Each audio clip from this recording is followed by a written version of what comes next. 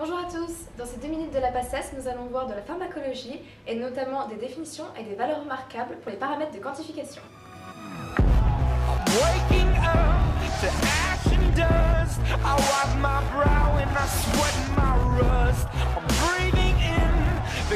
Dans les définitions, nous allons aborder 3 grandes notions.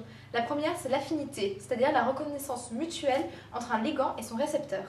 La seconde notion, c'est la sélectivité, c'est-à-dire l'affinité préférentielle d'un ligand pour un récepteur par rapport à un autre, et celle-ci est dépendante de la concentration, c'est la dose qui est importante. La dernière, c'est l'activité, c'est-à-dire la réponse.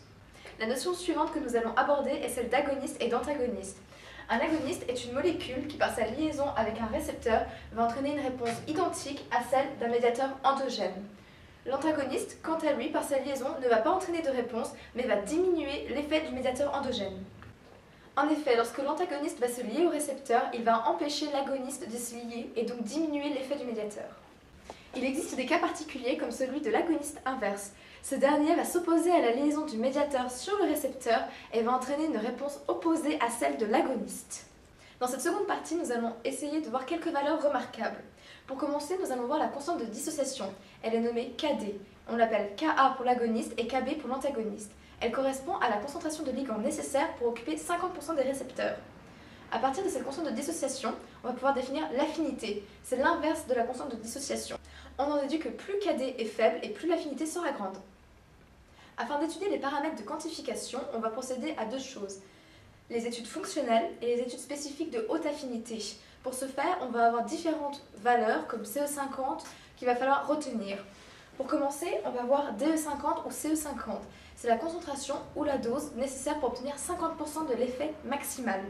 À partir de celle-ci, on va définir PD2 qui sera moins log de CE50. Plus PD2 est élevé et plus l'affinité sera grande. La seconde chose, c'est le PA2. C'est moins le log de la concentration en antagoniste qui oblige à doubler la concentration en agoniste afin d'obtenir le même effet qu'en absence d'antagoniste. Plus l'affinité de l'antagoniste pour le récepteur sera élevée et plus PA2 sera élevé. Ensuite, Kd, c'est la concentration de radioligand nécessaire pour occuper 50% des récepteurs.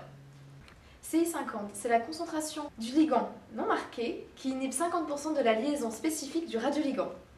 CI50 dépend du Kd et de la concentration du ligand, c'est pourquoi on va utiliser Ki selon l'équation de Cheng et Prusov. Voilà, cette vidéo est terminée. N'oubliez pas que la pharmaco, bien que ce soit un petit coefficient, ça reste important et facile pour avoir des points. J'espère que cette vidéo vous a plu et à bientôt.